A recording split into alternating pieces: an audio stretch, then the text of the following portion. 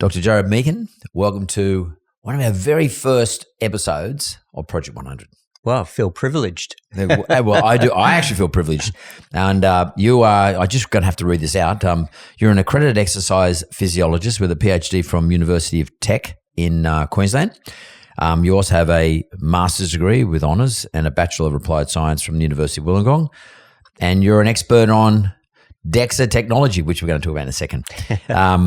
And as a PhD graduate, I think that's the word, or having the award of PhD, you must have specialised in something. What was your novelty? What was your novel area? I like the way you say that because it was novel. I used amputees as a model of disuse. So obviously when you lose a leg, and I specifically looked at those that had lost both a below knee and above knee amputee. So when you do lose a leg, everything changes. Your strength, your ability to walk.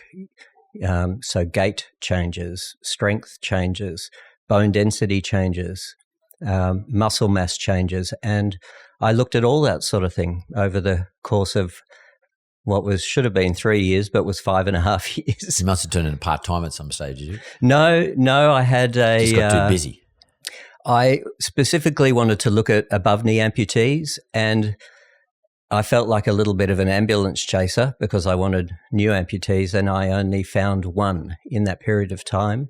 So I had to rejig the whole affair and look at what we termed a cross-sectional examination or model. So we added in able-bodied or normal controls, above-knee amputees, and below-knee amputees. And I used that one amputee as a case study who was an incredible young kid who had lost his leg in a motorbike accident. He was in the ADF and at the Enoggera Barracks up there in Brisbane, and the Army effectively said, you will participate. So I was lucky in respect to that. Well, so, I guess that sort of dovetails into why did you decide to run your business? And by the way, business is called Measure Up. And at Measure Up, as I understand it, correct me if I'm wrong, you can get a VO2 Max, which we're going to talk about, test done. You can get a rested metabolic rate test done.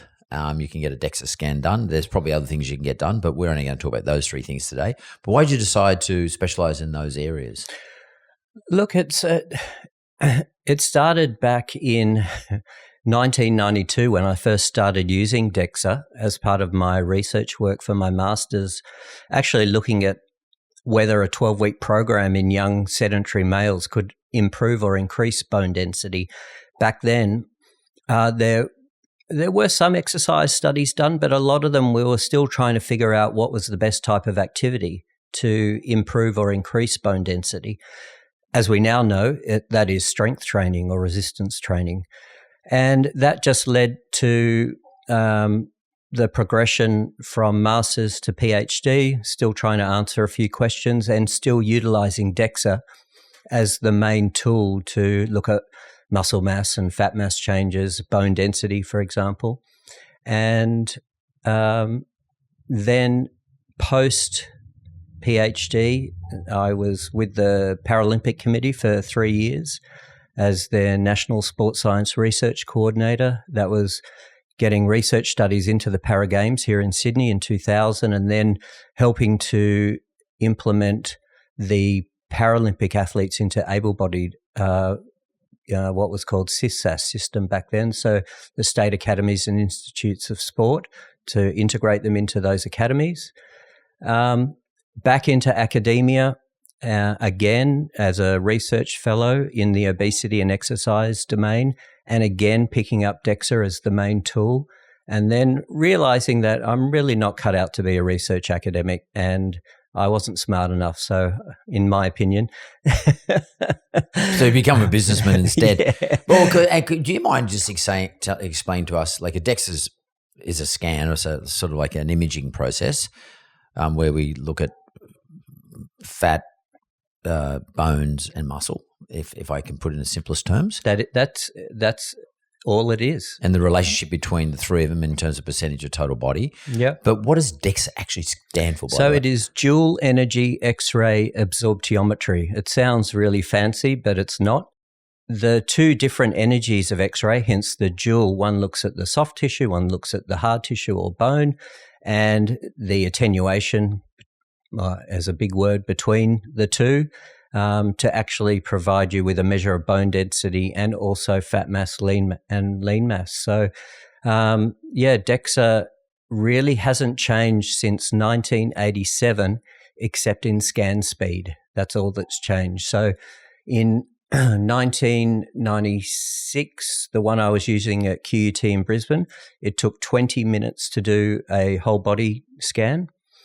If you're over 100 kilos, it actually took 52 minutes. Now I can do a 180 kilo person in 3 minutes. And I did my recent scan. I think it took 3 minutes or so, a little bit less than 3 minutes. Very quick, very simple, very easy. And obviously the thing that I suppose concerns most people at first is the word X-ray, because it does involve radiation, but the radiation dose from a DEXA scan is often described, not by me, but in the literature, as negligible, and it's measured in microsieverts. Yep.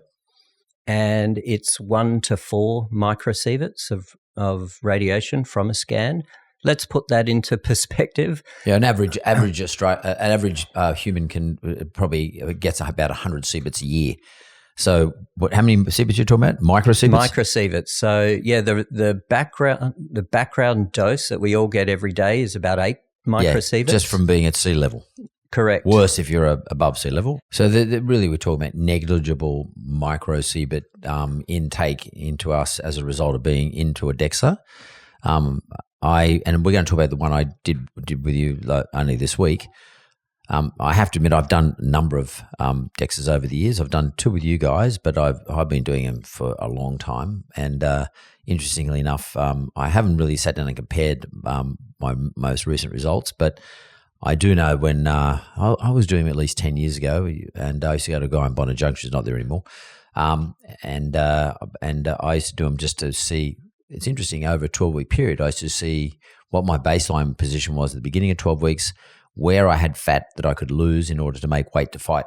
So I used to have to make weight, and I used to have to drop something like 8-9 kilos just to make weight, and it was a good way of working out, did I actually have enough fat to lose to make weight? Because you don't want to be dropping weight down to minus less than 10% of your body weight, because that exhausts you, and you've got to be careful you don't start losing muscle as well. That's exactly right. I think boxing's one of the key sports, and MMA, that actually are starting to realize that, hey, there's a technology here, albeit old, that we can really make use of. And am I fighting at the right weight? Or am I really struggling? Am I going to have to lose too much lean tissue to compete at this level? And that's really the point too, Jarrod, for fighters.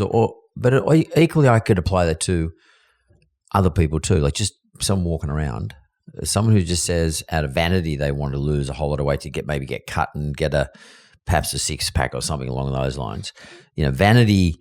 You can, people look at these photographs of individuals who put themselves up there on Instagram and various other places. What they don't realize is that's someone who's probably been eating 6,000 calories a day for, 6 months, putting a hell lot of resistance work, probably very little aerobic stuff, a lot of resistance work, then goes on a massive cut, and they look like that for a day. And then thereafter, they'd be lucky if they could walk up a set of stairs, because they've just got nothing. And it's a falsehood. I can think of 3 very good examples. I was the clinician for, I reckon, 2,500 to 3,000 scans early on in the business. And the biggest factor, particularly for women, I had a box of Kleenex on hand for them, because on many occasions, it wasn't fat that was the problem. A female would come in and they'd have a scan, and I'd say, hey, you're 10 kilos heavier than most women. due to your muscle mass alone. And they look at me and they're working out what I've said, and the tears start and they go, oh my God, so I'm actually meant to be 75 kilos, not 65 kilos, like everyone tells me I should be. I said, you'll never be 65 kilos. You've got too much muscle tissue. You know, it's fantastic. Or you've got muscle tissue, not too much. Yeah, but exactly. because that's the point. Too much is never enough. We are built a certain way. That's right. All of us. And we can't, and the DEXA machine tells the truth. It's pretty much the gold standard in terms of working out the distribution between those three things: bone, muscle, and fat. That's right. It is a gold standard. I mean, like, these pinch tests and all that, they're all bullshit. I mean, look, they weight versus height. I mean, I look like I'm obese on a body mass index, yet on your DEXA I'm not obese. So and that's because in terms of muscle relative to my height, therefore weight. Yeah. I look like I would be considered to be overweight, and this has been the thing that's been sends people cuckoo. That's a really important measure that you've just brought up. It's called ALMI, Appendicular Lean Muscle Index, and or Lean Mass Index, and it's now used as a sarcopenia index, or sarcopenia is the loss of muscle tissue with age. Yeah, really crucial that males and females maintain their lean tissue mass. So now we've actually got some numbers that you can get from the DEXA to help you or ensure that you're meeting your target. That's what we want. We want targets. We want to know where we are. We don't want to be, like you just suggested, with a BMI, which should have been, thrown out with the bathwater. Button-up boots. Yeah, should have been left for epidemiological research, not brought down to the individual level for an individual to go, you're obese or you're whatever. That's and this whole process of averages. I'm always been in a quantitative sense, statistically always against averages, because averages just don't mean anything. Particularly when we have access to machinery and or software like the DEXA that would actually tell us specifically how I am.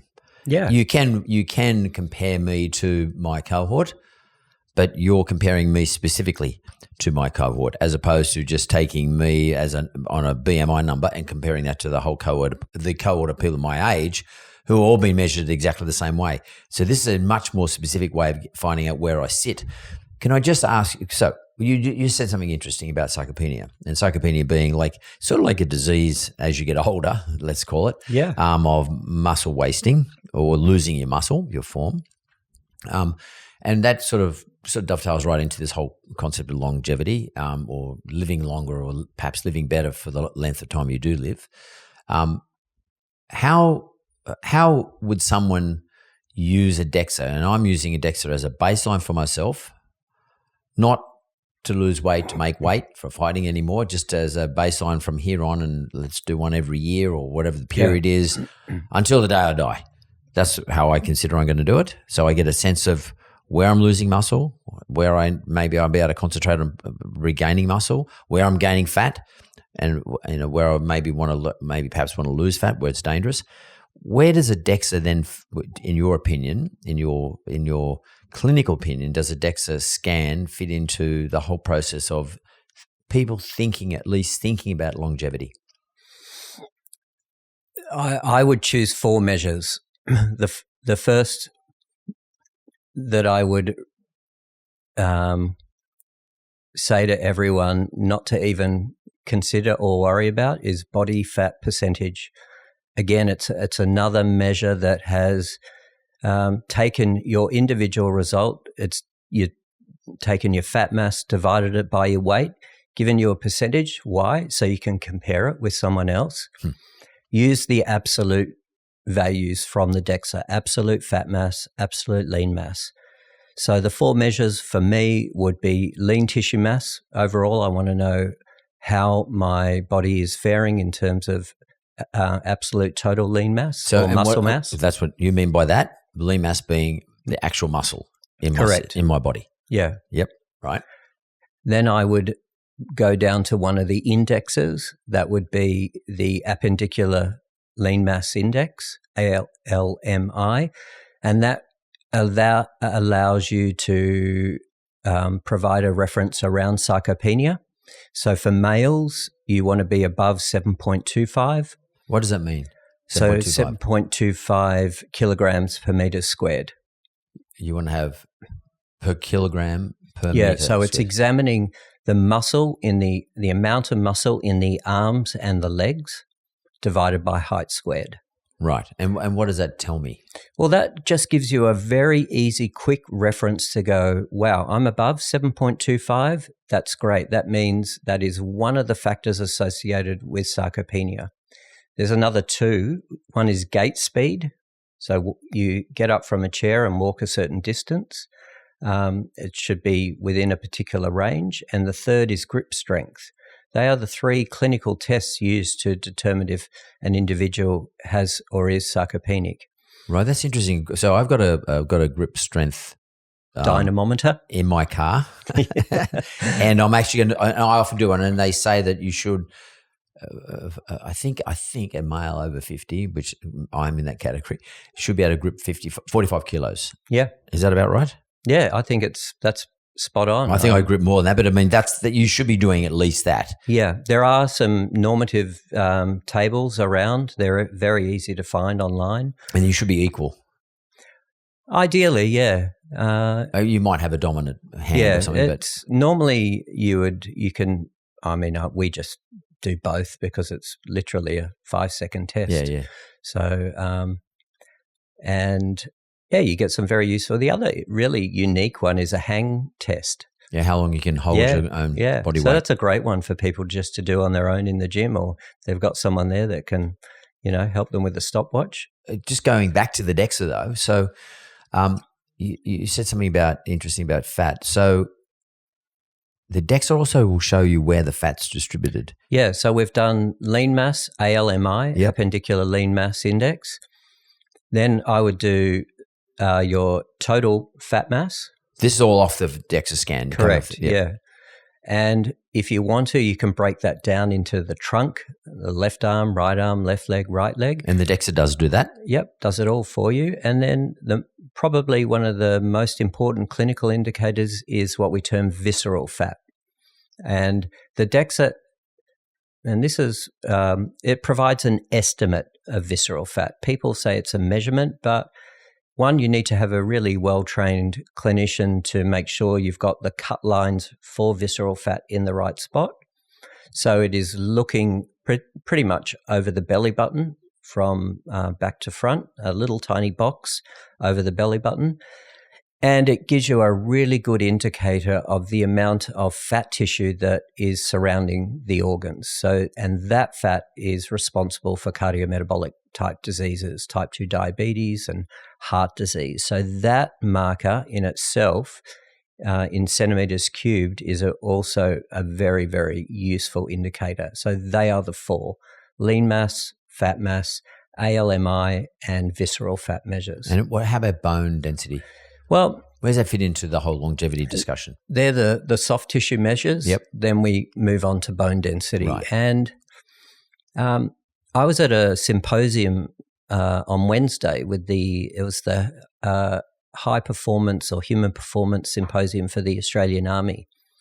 And an amazing study that was recently done by Captain Angela Uphill, and amazing work working with the SAS. And she has shown that a lot of those that didn't finish the 3-week SAS course were those with lower bone mineral density or more prone to fractures or had fractures. So bone density is really important, whether you're at the elite level, as our elite soldiers, or whether you're at the, someone who's just starting on their exercise, health and longevity journey. And at whatever age. Bone density is a really critical measure. Our government provides us with a free Medicare bone density scan when you reach 70. Don't know what the hell of the use is at that particular age for many, but for many women, particularly pre and postmenopausal, getting a bone density scan early. And I would also say for many men, but what the total body scan can do from a DEXA is at least it'll give you a very good indication of your bone health. And if we see an issue, particularly in the lumbar spine, we do a little separate measurement there. We will always refer back to the GP for a lumbar spine and femoral neck bone density scan. So bone density is crucial. There's a very high correlation or relationship between muscle strength and bone mass and bone density, and very, very important as we age. And how often would you suggest? I'm 68, so how often would you suggest, say, someone like me, go back to comparing or go back to getting other DEXA scans to compare to my original baseline? So let's assume my baseline is what we did this week. Would you suggest, are we talking about once every 6 months, once a year? What would you say is a proper cadence? It's a very good question. It's a very good question. And it really comes down to what are you trying to achieve? You are fit, well, and healthy. Every 6 months to a year would probably be sufficient. If I'm a 24-year-old bodybuilder or fitness figure athlete, and I'm trying to use the DEXA to say, hey, I followed this diet and this exercise regime over a 12-week period. How well did I do? You might be doing them every 3 months. Personally, and you need a good, in my opinion, 10 to 12 weeks to see good compositional change. Those other measures that you talked about, skin fold calipers, if you've got a trained, accredited individual to take skin folds, you don't convert them to a percentage. You use a sum of skin folds. That's a great in-between measure. Bioelectrical impedance is also an okay between DEXA measure. And you use these things as trends. Am I going up? Am I coming down in terms of my fat mass or lean mass? I think what you're saying though, Jarrod, is it's more about understanding your statistics relative to you. Whatever the cadence is depends on what functionality you're trying to achieve. It's an individual prescription, and I think that's key. And I think it's a key to health and longevity for everyone today. Actually, is don't worry about other people around you or compare yourself to them. See how you're doing. Compare yourself to yourself. Yeah, from exactly. period to period. Yeah, because what's interesting about this, I don't know if you're aware of this, but I on purpose had a DEXA with you guys in March because I tore my bicep off my arm sparring, stupidly, and I haven't sparred since. I'm not going to spar anymore because I've just decided not to. But and I had to have it reattached, so I had the full thing going on. So I did the scan after 4 weeks of doing no training because I couldn't train because my arm was in a sling, and then it's pretty much healed up now, and it's not 100%, it's close enough. So I went and had a DEXA 6 months later just to see the difference. And what's interesting about what happened with me is that I had less fat on my system because I wasn't eating as much back in March, but I had less muscle as well. And this time I've got more muscle and more fat. Because I've been able to train, I actually been able to do resistance training over the last 4 months, which I couldn't do for about a 4 or 5 week period. And I actually lost quite a bit of muscle in that short period. It doesn't take long, and I've got your results here. You've got I assume it was your left arm. Yeah, my left arm, correct. You've got 4.1 kilos of lean mass in the left, 4.4 in the right. What I would class as a normal. Are you left or right-handed? I'm actually left-handed, right. but I'm ambidextrous as well, so I can write and everything with my right hand. But my stronger arm, my stronger grip is in my left.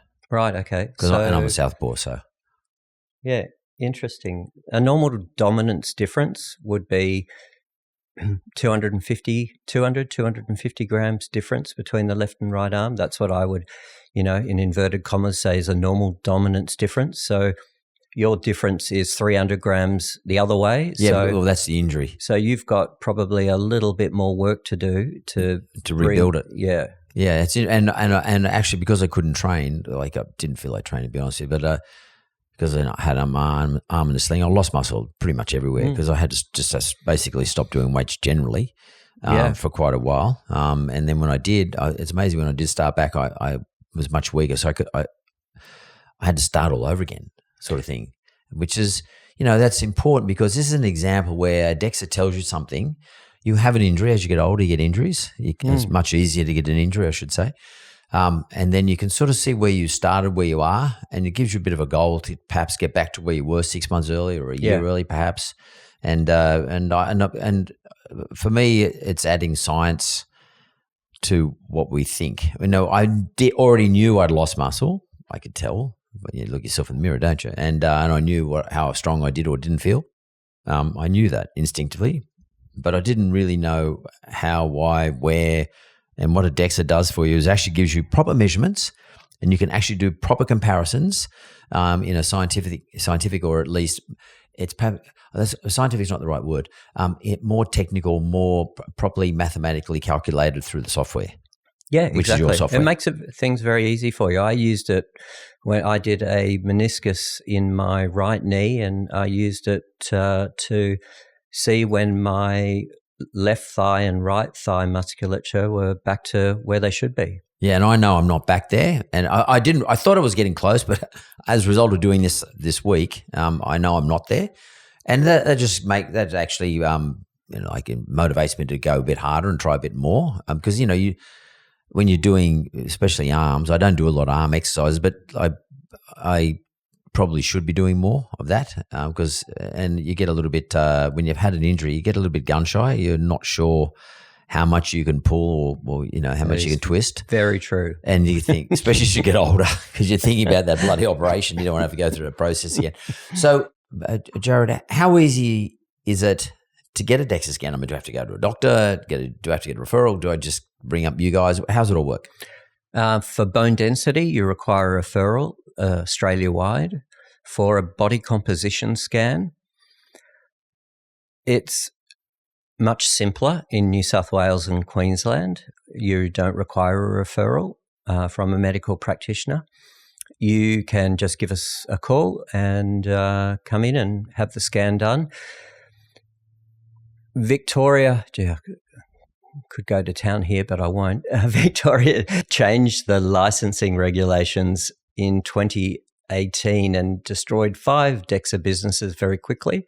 They are slowly popping back there, but you require a specialist medical referral in Victoria.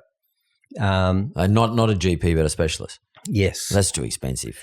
Well, it makes it very difficult. It's a pain in the ass. Yeah. It's too hard. It makes it very difficult. The Department of Health and Human Services there, I'm sure they had their reasons, but I am still trying to work those out. So if you're in Victoria, come up to New South Wales and get it done. So it's not a difficult thing. And so basically you just turn up. I had a pair of jocks on and a T-shirt. You're not naked.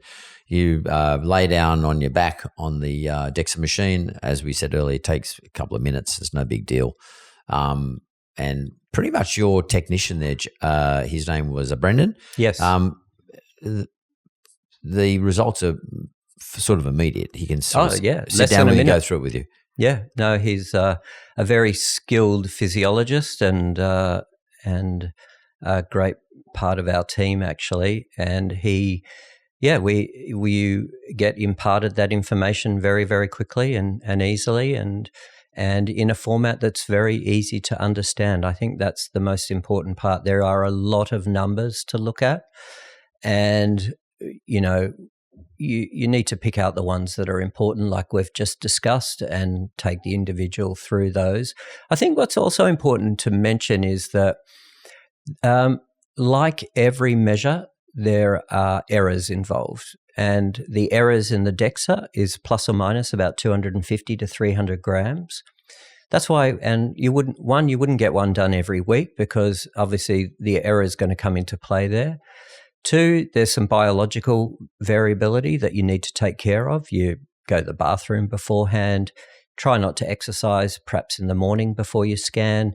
No large amounts of water to drink prior to the scan or food. These are all variables that are known to influence the scan. So you just take care, follow the list. You gave me a list. Yeah. I got a list of what not to do. And that's about it. That's DEXA. And if I can move on to RMR, which stands for resting metabolic rate, it's a calculation. But first, can you describe to us what the test looks like or how it feels? So what are we doing? I'll start backwards and go forward. Okay. So resting metabolic rate is every time we move, every time we do something, all the energy that our body uses every day is called total energy expenditure. And TEE, or total energy expenditure, is made up of your resting metabolic rate, the number of calories required to sustain life at rest. In other words, breathing, thinking, digesting, doing absolutely nothing. But there are things happening. There are, yeah. Lots of things happening. Then there's the thermic effect of feeding. So when you eat food, you increase your metabolism. I don't know if you've ever sat out on a what you think was a warm night, but ended up being a cold night. But as soon as you started eating, you warm up. You feel a little bit more comfortable with your outside position on the table there on the harbour. And of course, protein has a much greater thermic effect than anything else. Correct. And then the third component is your activities of daily living and physical activity. So all those three components go to make up your total daily energy expenditure or total energy expenditure. Resting metabolic rate, let's put it into perspective. If you have a, God forbid, coma patient in hospital, the dietitians, doctors want to know how much to tube feed that individual to sustain their life at rest. So hopefully the hospital has a metabolic cart, which they can use to determine RMR, and they get that measurement, they convert that measurement to calories, and then it gives them an idea of the baseline number of calories required to sustain that individual at rest. Right. So, in other words, what are the amount of calories that individual needs? In this example, it's someone who is in a coma, but that individual needs that is basically not going to move, not even going to open their eyes, but something that still allows their heart to pump blood, the stomach to digest whatever gets fed into them. Obviously, that's right. Breathing, etc.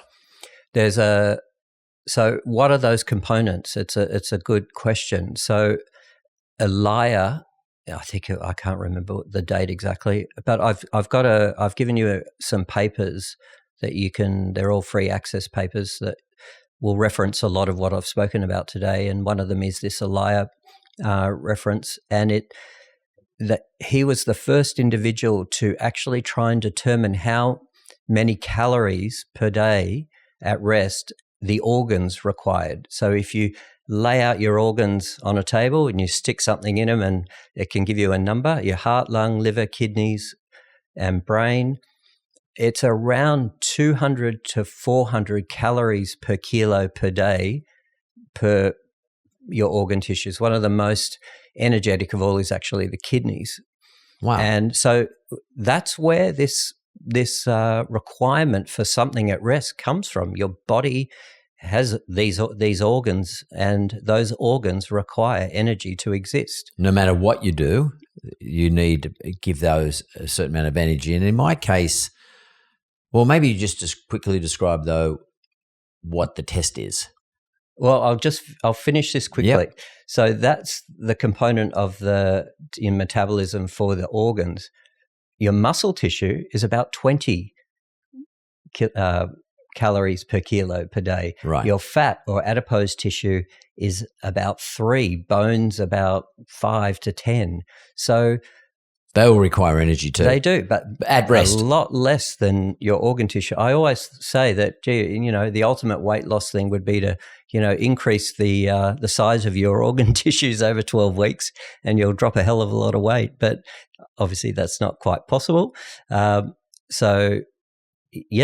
This test, it provides a very useful number, and it's conducted by using what's called a metabolic cart. You measuring oxygen and carbon dioxide, obviously how much oxygen you use and how much carbon dioxide you expire, and you calculate that over the course of, say, 20 to 40 minutes, making sure, it just depends on making sure that individual has reached a plateau in some of those measurements, and you pick the last 10 minutes of data and you apply that information to what's termed the Weir equation, and that Weir equation will then convert those measures to calories per kilo per day. So basically what you're doing in that 15, 20-minute period when the person is being tested, you're measuring oxygen intake versus carbon dioxide expelled at the period where you, the technician,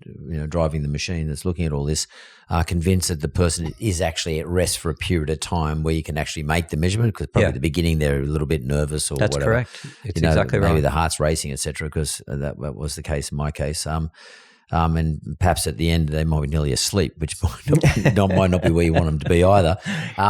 And what you do is some places there's a mask. I've done it before with masks, but in your shop, in your clinic, you put a plastic cover over. Yeah, we use what's called a ventilated hood, and that's ideally what should be used, because if you've got a tube stuck in your mouth or a mask over your mouth and nose, it just provides, again, a level of anxiety that can raise RMR and give you a false reading. Yeah. And I have to say, your one was actually the last one I did. I seem to remember they put a thing in my mouth, and I wasn't comfortable, or I was uncomfortable. There was a mask over it, but there was something inside my mouth. Yeah, and I did that, and it wasn't unpleasant. It's nothing. It's just. I think it was 15 minutes, pretty much laying still I was actually laying on a flat bed, and once again, you're fully clothed. There's no dramas, etc. And then the result that you get tells me how many calories I need in a 24-hour period, I presume, to maintain just rested metabolism. To stay where you are. So. And mine was 2,200 or something like that. Yeah, 21 something. And interestingly, so that's indirect calorimetry is what that's termed. You can move into a very complex research type facility and do it in a room where they measure, total body energy expenditure, and, the whole room is enclosed, and that's a direct calorimetry, but very difficult process. This one obviously makes it much easier, but you can also estimate it, and jump on your on the web, and there's lots of RMR calculators. One that is based on age, weight, and height is Harris-Benedict equation. Usually we see an underestimation of anywhere from 100 to 300 calories. Per 24 hours. Yep. We also estimate it based on your DEXA scan. DEXA gives you what we term fat-free mass as well, the weight of all the tissues in your body except fat. And Cunningham's equation is very simple. It's just 22.5 times fat-free mass plus 500. And does a fat-free mass include bone? Yes. Yeah, right. So all your metabolically active tissue is what comes under fat-free mass. And your two measures were within 4% of one another. So that's pretty, it sort of shows a level of confidence. So Cunningham's equation, if you've got a DEXA scan and you want to know RMR, and you don't want an indirect calorimetry test for one reason or another, then estimating it is a great idea. So, and what you're saying here is, in this case, mine, the various tests, whether it be using Cunningham's algorithm relative to what was done on my DEXA compared to what was done in the RMR, there's quite a good degree of confidence that the both measures are equally accurate or equivalent. Yes, that's right. So 2100 and whatever it was for mine basically means at a minimum I've got to have 2,100 calories a day.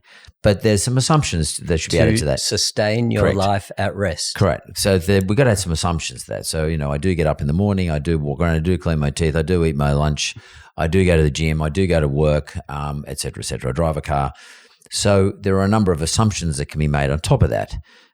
Now, in terms of usefulness of knowing what my RMR is, or which is my metabolic rate, usage of calories at rest, is there somewhere we can find some fair assumptions as to what else I would expend in terms of calories in the day? Therefore, I can get a measure of how many calories I should take in total in a day to sustain a complete day, a normal complete day for myself. Yeah. So that I can work out whether I'm in calorie deficit, calorie maintenance, or perhaps calorie increases. Yeah.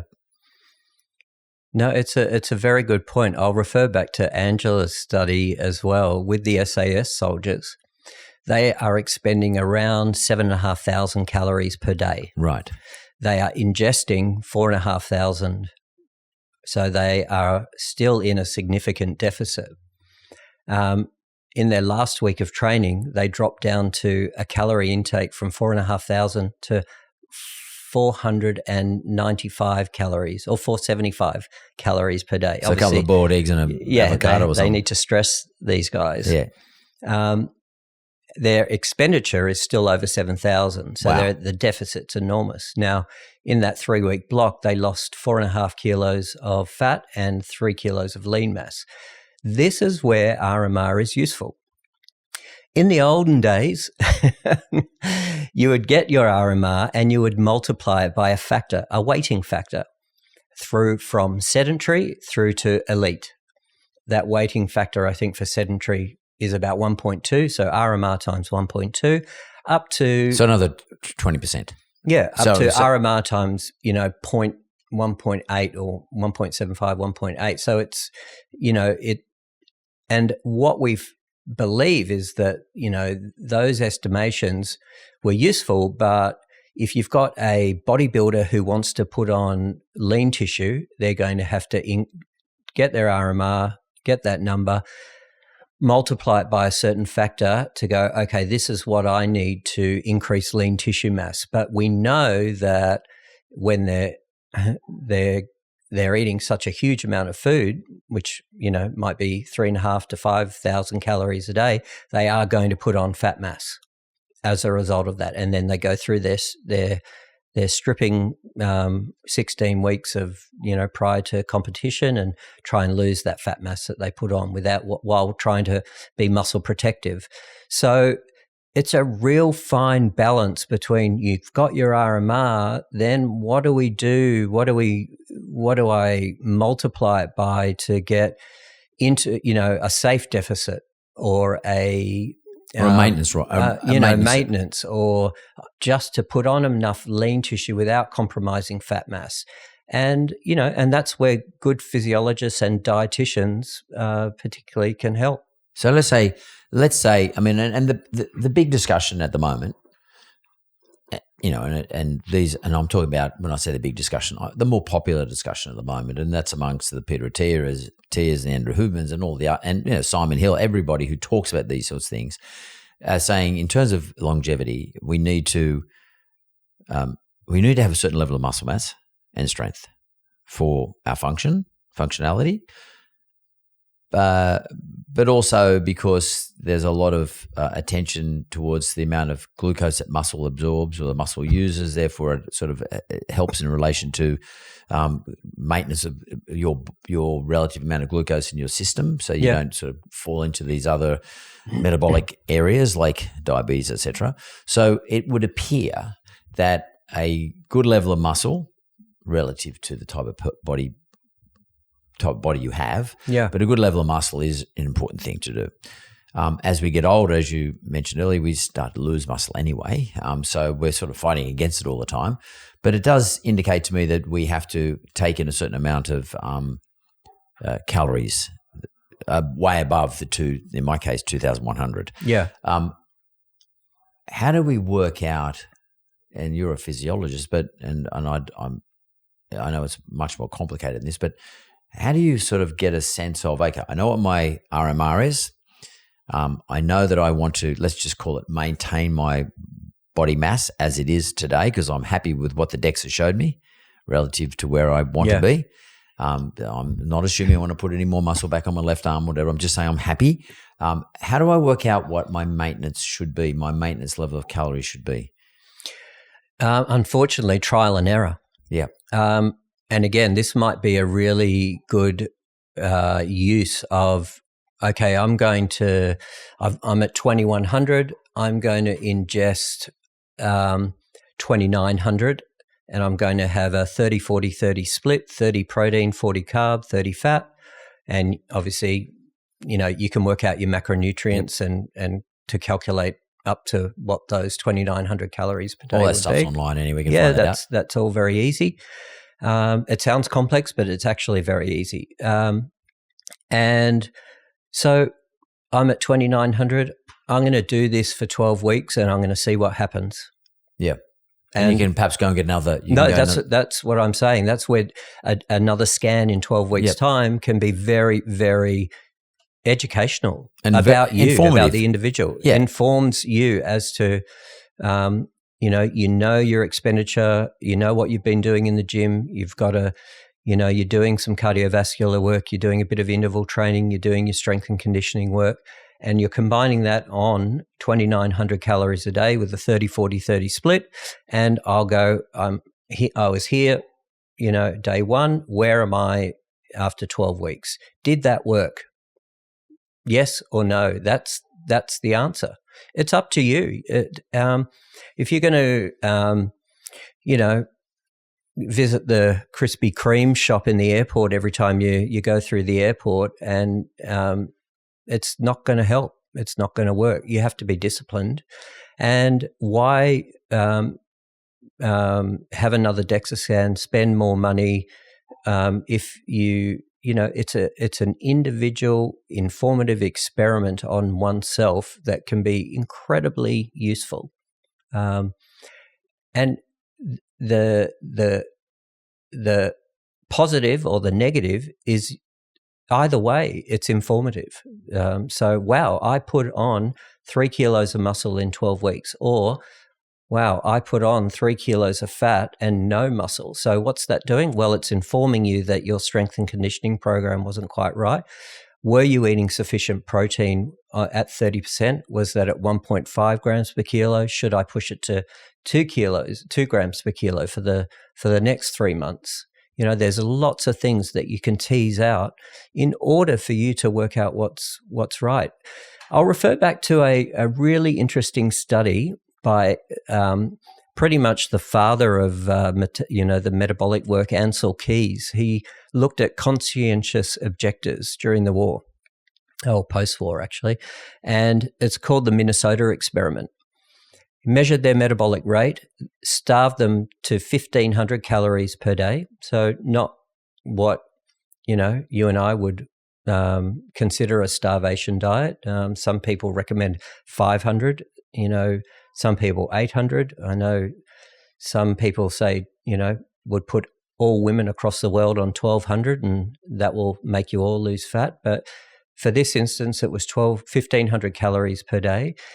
And the very interesting part was their metabolism dropped from zero to, from that starting point over that 12-week period.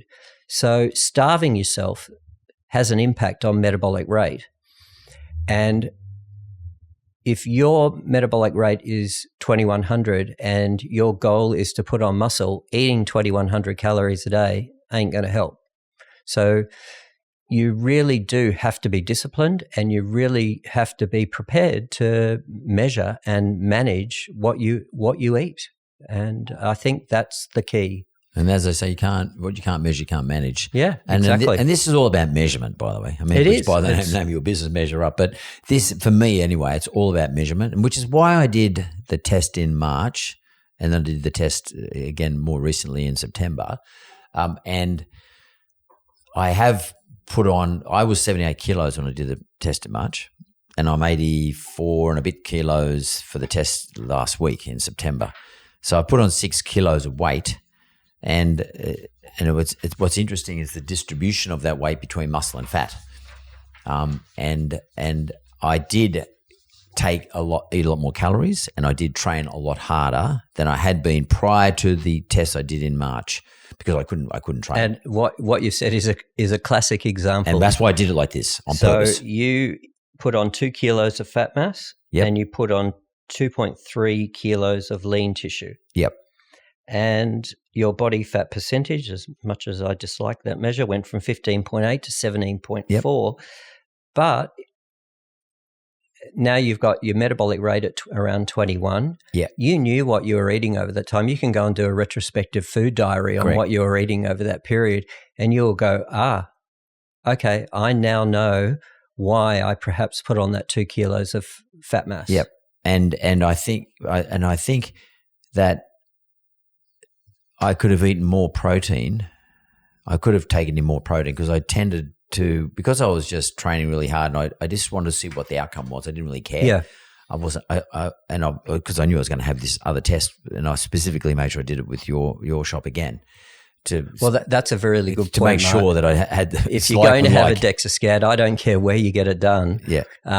But please get it done on the same machine. Yeah. The variability between DEXAs is enormous. Yeah, and so I've actually checked this. I had one done in Double Bay, in the one in New South Head Road, and then 3 days later I went and did the one in Bondi Junction, and I compared the two. And the only reason I did this was a guy called Brendan Sullivan, who's the fight dietitian for the UFC, told me to try it out. Let's just try the two to do the two. He actually sent me to see you more recently. He suggested I go and see you, because the one at Bondi Junction is not there anymore. But we did, and there was a definite difference. And in fact, I looked like I was a lot better on the Bondi Junction one than I was in the Double Bay one in terms of fat percentage, but it was only 11%. It wasn't much, because I'd been training really, really hard. Yeah. And it's interesting, if I go back then, I'll look at the amount of lean muscle I had though when I was, this is quite a few years ago, I had much more lean muscle. Relative to the amount, I was doing a different type of training though, but I did have a lot more lean muscle, and I was probably slightly heavier. But I think the point of all this, and the point about today's podcast too, by the way, what I want to say to people is that I've been doing these things for a long time, but the point of what I'm saying to in terms of longevity and health span is, if you want to have these things in your back pocket, that is a better, longer life, you've got to be able to measure stuff, and you've got to be prepared to spend a few dollars. It's not expensive. By the way, DEXA is not expensive. RMR is not expensive. VO2 Max is not expensive relative to what you find out. We're not talking about thousands of dollars here. This is not crazy stuff. And I think measurement, if you can't measure, you can't manage. And the rest of metabolic rate test gives to me anyway, the sort of the last, that's where I definitely must have that, because I've got to be able to survive. And then I can make all the assumptions I want to about how active I am in the daytime and nighttime, for that matter, I guess, relative to the other assumptions about how much I'm going to take in. One of the things that came out of all this too, by the way, was how much, and I don't know if it was from the DEXA or whether it's from the RMR, how much fat I burn at rest relative to carbohydrates. And I think my test said mine's 100% of my calorific intake or outtake, I should say, or use at rest is from fat. Now, what does that mean? So that's looking at a respiratory quotient, CO2 production over O2. And this one is a little bit of a gripe with me, because you'll get some unscrupulous members of or groups saying, we can tell you whether you're burning carbs or fat, and if you're burning carbs, then we'll do this for you and all that sort of stuff. And I can manipulate your respiratory quotient very easily. If you had a coffee and something to eat prior to your RMR test, your RQ will be up at 0.9 or 1 or something, so you'll be burning carbs. And then, I could go, Mark, you're burning carbs. Here's a $4,000 diet and an exercise program and whatever, So consumers, be careful. Very careful. Also, you only need one RMR test. You might have another one in 10 years' time because, God forbid you do lose lean tissue over that period of time. Your resting metabolic rate is going to decrease because it's tied to lean tissue mass. It's part of that group of tissues that is active and requires calories at rest. The RQ, if you're burning fats, well, that's good. That means that you followed the instructions for the test. No food or exercise for 24 hours, for at least 12 hours prior. You come in, you're rested. We do that rest period beforehand to make sure. You did in the morning too? Yeah. Got to do it in the morning. No point doing it in the afternoon. It's if you do it in the afternoon, at least have at least an hour's rest beforehand or something, so you can, at least reach some form of baseline. So these are all very important factors. Whether you're burning carbs or fat is, from our perspective, more important to know that, oh no, this person really didn't follow the instructions well for the test. We would just say, look, that one's not great. Come in again and just follow what you should be doing this time and repeat it. So can we move on to the VO2 Max now? So Peter is always talking about VO2 Max, by the way, he's always talking about his VO2 Max results, and sort of there's I guess there's a level of fitness there with him that maybe most people of his age probably can't attain, because I'd say he's somewhat obsessed about the whole thing, because that's his game. He's very obsessed with his level of fitness, and he's very, and I dare say he's very good on a bike too, which is the test he does it on. I'd be interested to see what happened if he did it on a running machine. Yeah, if I could do one on a surfboard, I'd be happy. Yes, so would I actually. So explain to me, please, what VO2 Max means. Well, I mean, why is it? It's a tricky name, VO2 Max. What does it all mean? It's really just the volume of oxygen that you consume at your peak, so at your maximum. Maximum what? Volitional exhaustion. Maximum heart rate? Well, at exhaustion, it's the amount of oxygen that you can actually utilize per kilogram per minute, mils per kilo per minute, at that you're consuming, that your body's utilizing at the very top or peak of your test. How do you know if you got me there? How do you know if I'm at my exhaustion? Well, because you would yell out stop, or I can't go anymore. You would grab hold of the side of the treadmill, and we'd grab hold of you and slow down the belt, and then you're tapping out. You're done. Is it for amount of time? I mean, look, it's usually we will try and get you to max in 8 to 10 minutes. We'd start with a 4.5 k an hour walk on the treadmill just as a warm up. We'll take the belt up to 7.5. What we're talking about for a minute? About 4 minutes. About 4 minutes of 4.5. Yeah. Yeah. Then we'll take the belt up to about 7.5. Do you increase the incline? We'll start it at 1%, so you'll be doing that walk at about 1%. Yep. And then what we'll do is we'll keep speed constant and increase grade every minute until you tap out. Right. So just to get it clear, so the actual activity that I'm doing, if I'm doing on a running machine, which in my case I will be doing with you guys when I come back, so I start off at 1%. And then I start for 4.5. I do that for a couple of minutes, 4 minutes. Then you start to increase the grade, and you also increase the speed up to 7 to 8 kilometers per hour. Yeah, right. And just if you're not a confident runner, we'll probably keep it at around 7.5. If and an elite athlete, you might need to belt at 10k an hour, right? In order for them to really hit volitional exhaustion. And that. And you're just going to keep the incline going up until every minute I'm running up a hill. Correct. And then you'll know pretty much I'll tap out. Absolutely. You'll know when I'm done. Yeah. Because I'll know when I'm done. I'll be cooked. Yeah, exactly. Between 8 and 10 minutes now we're talking about. And you'll see it on the graph too. You'll see your O2 going up and CO2, and you'll you'll see it plateau, and you'll know that's the end of the test. So that's what you'll know, because I wouldn't know, but I almost know from how I'm feeling. I'll just know I can't take any more oxygen in relative to the amount of carbon dioxide I'm expelling. I just can't keep refilling my oxygen up. That's right. That's sort of really what we're talking about here. That's but then exactly you're going right. to have a mask on me, Yes. which will be measuring this actually accurately, saying, Mark, you're not sucking enough oxygen in relative to the amount of carbon dioxide you're expelling.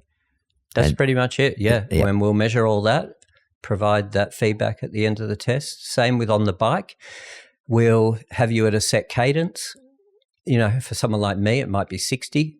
For someone who's an experienced rider, it might be 70 or 80. 70 what?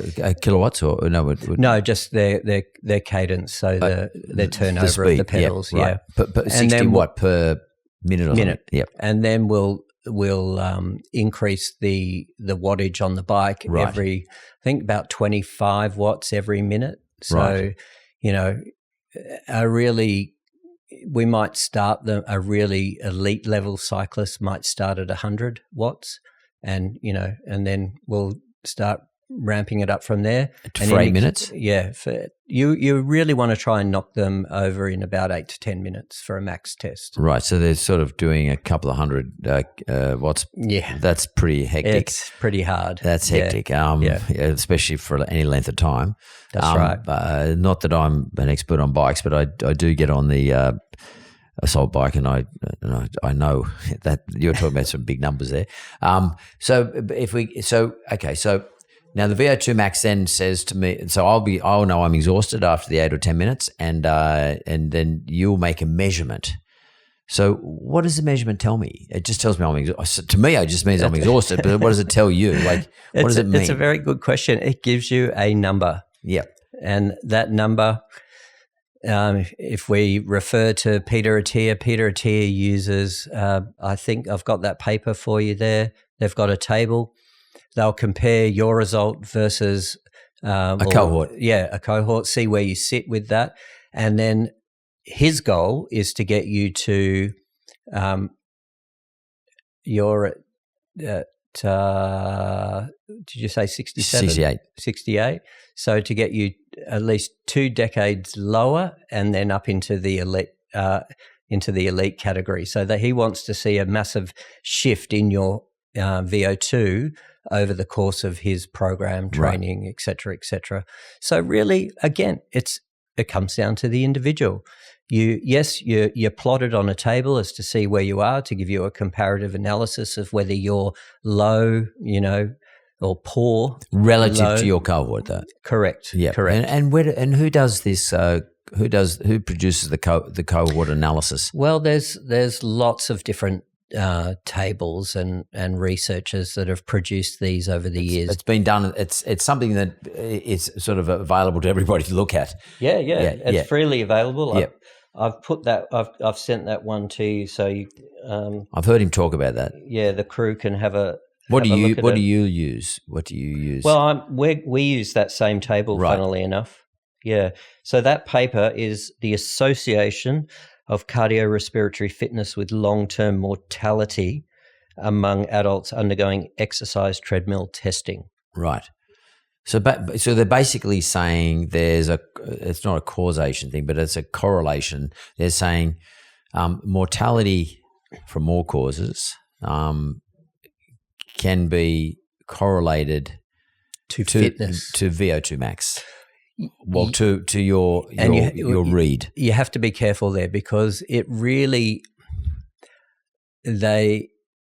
in a lot of these studies, they're actually not doing a VO2 max. They're actually looking at fitness as the variable. And measured as to so just speed on the treadmill and grade and time on under load or time on the belt. So no measurement of oxygen and carbon dioxide. Yeah, exactly. They did do some measures in some of these papers, hence producing that table for comparative analysis. That was 122,000 people involved in that study, so it's a massive cohort. There's another one that I've given you that's 750,000 people. Wow. And again, a lot of these tests are done on fitness. And I think it's a very good point to mention, actually, because you might be listening to this in Moree and you ain't going to get a VO2 Max test done there. Yep. But there's nothing stopping you going to the Oval and doing a beep test. Yeah, doing your own beep test, download the app, or walking for 8 minutes for 1,500 meters. Work that out around the track. How long did that take you? Then go and do your own strength and conditioning program or whatever someone gives you, and then retest. Did your time decrease? If it did, hey, you got fitter. Yeah, you're doing well. You can do it on a treadmill in the gym. You might not want to go to max. You might want to get a doctor check first, but you can run on the treadmill at the gym, increase the grade, and you'll go, okay, I lasted 8 minutes and I kept my speed at 7.5 k an hour. I got to a 10% grade and I was like, yeah, that's enough. And that lasted X amount of time. You might repeat that after your program and you've gone past that. You've improved. You have got fitter. You have improved your health span. Yeah. They're you don't need to do a lot of huffing and puffing tests, as VO2 is known. If you want to measure and manage, sure, do the test and get your number in mils per kilogram per minute and compare that to the normative data, see where you are. There's a lot of people that want to do that. I get that. That's why we offer that service. So just so I can understand though, Jarrod, so VO2 max means the volume of oxygen I am consuming at it's not my maximum heart rate, but at exhaustion, at maximum, my maximum output. That's right. That's why they call it max. Yeah. So they want to see how much oxygen I am consuming at that point. Yeah, it's a marker. Yeah, it's just a marker. Correct. Yeah, but it's one marker. Yeah. You might have a race car and that you build that race car's got an engine, but is that engine good enough to do the Bathurst race? No, because you need fuel efficiency, you need good tires, you need all sorts of stuff. Strong legs. Other factors that are going to help that car or engine get around the track to compete at Bathurst. It's the same with fitness. Your VO2 is one variable and it's a number, and you compare yourself with the normative data and you can go, okay, I'm at 50 mils per kilogram per minute, or I'm at 25. I want to see that increase in the next year to 35 or 40. And that's the start of your journey.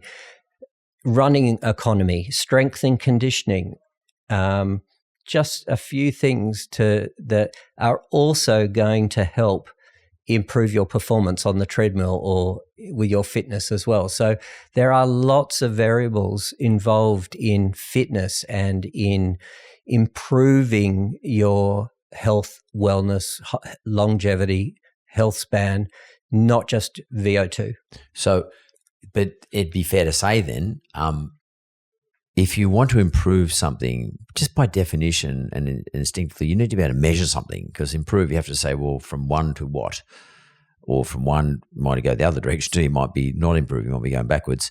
So measurement's really important. I think it's in our nature to measure things. Yeah. And that's why people come up with these weird and wonderful, contraptions like DEXA, like a metabolic cart and to measure RMR, and a metabolic cart to measure VO2 max. Because we're inquisitive. We want a number. We want to know. And I think overall it is important. But if you are not in a position to get those tests done, there is always something that you can do. That might be as simple as taking a tape measure and putting it around your belly button and going, okay, I'm here on the start of my journey. It's reading 102. I want to get it down to 90. Yeah. Let's see where I go. But again, measure. It's a measurement. It doesn't matter. I think what you're saying there, Jarrod, it doesn't matter how you measure, whether you go and do what I've gone and done, but measure. Correct. And then have a baseline.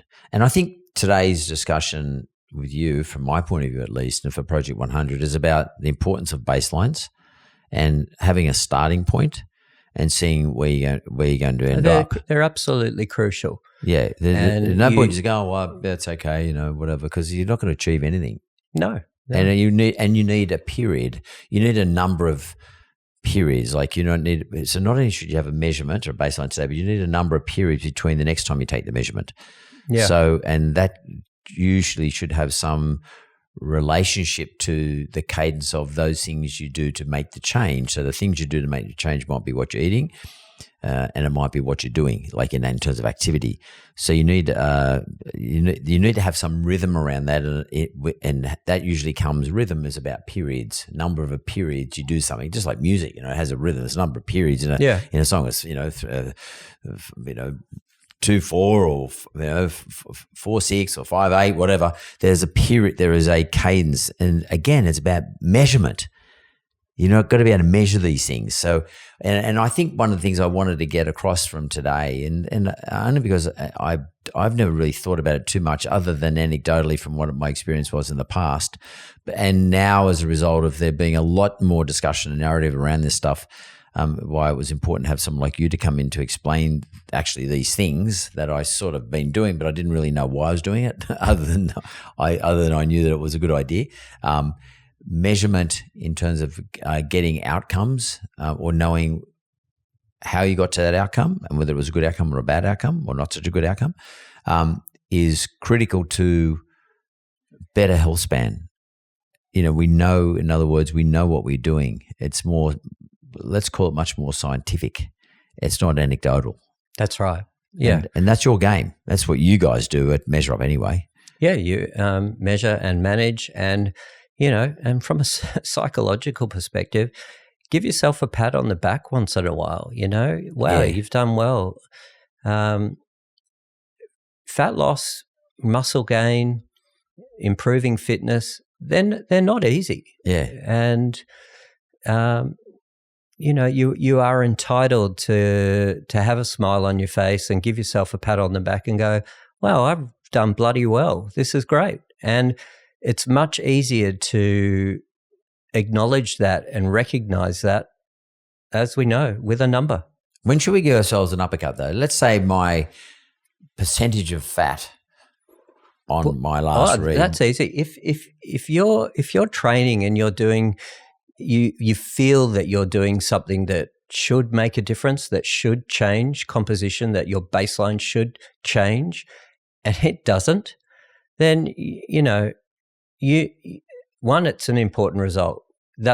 And that result should be the uppercut.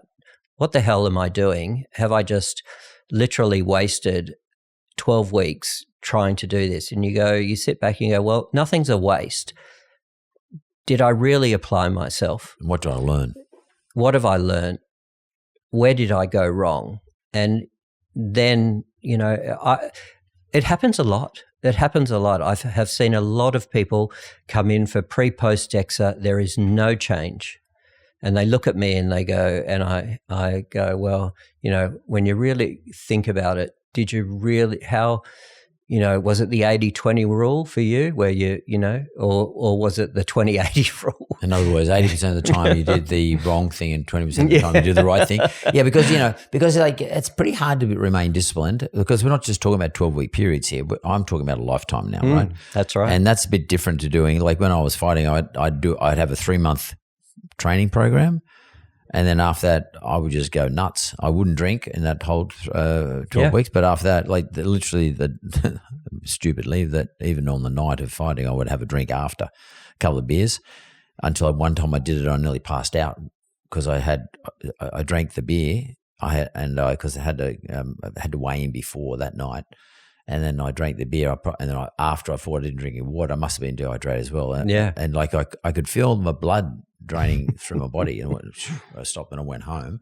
But for a 12-week period, it doesn't really mean that much because you could just literally the week after you just put it all back on. It's the start. It's a long game, this. It really is a long game. You've got to go long game. But when it comes to longevity and health span, it's about a long game. Yeah. And don't be too tough on yourself, because you do need to have breaks. You might have a cheat night once a week. It might be pizza or whatever, whatever your cheat is, chocolate, whatever your game is, ice cream. And you need to know, though, how does that affect me over, and you can take 12-week measurements or 6 monthly measurements. It doesn't matter what your periods are, but you need to let that inform you, I guess, as to how the cheat nights are working. Yeah. It should inform you of change over that year and year upon year, I like to use the genes test. Have a look around and look at young kids these days, even in their 20s. They wear jeans and there ain't no backside associated with that individual. They are not active. They're not doing enough. And that's a really good place to start. Is muscle. Muscle takes a long time to put on. It's a long game. Yeah. Fat might take a long time to take off. It's a long game. Fitness is not something that needs to be, smashed out in 6 or 12 weeks. It's a long game. As you said, this is about improving, increasing health span, and you don't need to try and squash it all in 12 weeks. That's why diets are silly, because in some respects, like crash diets or things like that, because at the end of the period of the diet, you're more than likely going to go back to what you were before. This is about something that is sustainable, and I think sustainability, especially as you get older. I mean, things might be better for you when you're younger, but as you sort of get over 50, sustainability is really important. Like you got to be able to do this with pleasantry. You don't want it to be so damn hard that it's like mentally killing you, like it's giving you brain damage thinking about it, like how this is so disciplined, like this is so hard. But at the same time, it's got to be consistent and effective. So there's this fine balance between those two things, and each one of us has to find our own individual balance, where our brain, we feel okay about what we're doing. It's still enjoyable. It's not that hard. It's not that punishing. But at the same time, it's tough enough that it's getting results. It's keeping our muscle strong and larger, or big enough and strong enough. And our heart and lung capacity is keeping that good enough, but at the same time, it's not so tough like I would normally do in those 12 weeks periods. In that 12-week period, I would kill myself. Yeah, that's right. But that's not sustainable. No. 13 weeks, on the 13th week, I'm loose, and that's where the injuries happen, because what happens, you drop off and you're doing all the weird shit you shouldn't be doing, and then you get yourself into trouble. I've seen literally a handful of people that have lost 1 kilo a week over 12 weeks. Yeah. It's hard. And those people, they come back in another 12 or 24 weeks. It's either come back on or it's gone to 6 weeks, 6 kilos of fat loss instead of 12 kilos of fat loss. It's hard. So some of the most frightening research, I think, particularly for people I'm 56, is the bed rest studies. Type into Google bed rest studies. Look how quickly you lose lean tissue mass with bed rest. It's amazing. I know, it's crazy. And you factor that into your lifestyle. If you're, you don't do any activity, if you don't watch diet, if you, thinking about longevity and, hey, I want to make a change, as soon as you start that activity, lean tissue mass will start to increase, fat mass will start to drop, you'll start to feel better. You can start to measure and manage some of these things, as we've discussed, and you'll improve your health span and move away from, the possibility of the end result that we all don't want. That's to drop off the perch early. That's for sure. Or to be, God forbid, bedridden and having to have family look after us. That is for me, that's my nightmare. I would love to be surfing till I'm 90 and wake up one morning and then just fall off my perch. That's a good health span. Even better, like it'd be good to actually, if you love surfing, like it's your last wave, and you like that's it. You finish up there on your board. Well, Dr. Jarrod Meerkin from Measure Up, which is a place that I've frequented twice. I'm going to go back and come back in 6 months' time, because I'm actually going to enter myself into a new program. Where I'm going to try and add a couple of more kilos of muscle to my whole system. Now, from this baseline, I'm going to train pretty hard over the period, but I'm also going to do a VO2 Max with you in a week or two's time, and I'll be interested to see what the outcome of that is. But I'm not going to do so much muscle increase that will affect my ability to train my VO2 Max as well. So it's going to be an interesting balance for me to do that, and maybe we can meet up again in 6 months' time when I do my next scans with you and just see what the results are. Yeah. And I'll actually share with you too what my program looks like. I know you're an exercise physiologist and you could probably give me a program, but I don't want to do it because I want to show to the listeners that you can do your own. Because not everybody can afford to go to see an exercise physiologist or have a personal trainer, etc. I actually want to do this myself based on what I know about what I think I know about, as opposed to having to turn up every day, meet the personal trainer, check in every couple of weeks with a physiologist, exercise physiologist, because that's not it's not attainable by most people. I mean, if you're a sports person, right. I go and see you. If I'm a football, rugby league player, or if I'm a boxer or what, I can go and see you, and I'll do it for a 12-week period. But this is about a lifetime. Yeah. And not many people can commit to that for a lifetime. A lot of people travel. They can't do it, So in this period, I'm going to have lots of travel, work travel, where I just come back from Queensland because we had a conference. I couldn't train for 2 days because I could, but I was at the hotel. So I missed a couple of days. So I'm trying to factor all those things into this process as well. I'm not doing a heavy duty 6-month program. I'm doing a 6-month program with all the normal interjections. A normal program. A normal life for me anyway. And then just see what my outcome is. So I really appreciate your time, Jarrod. Thanks very much. My pleasure. Thank you. Thank you.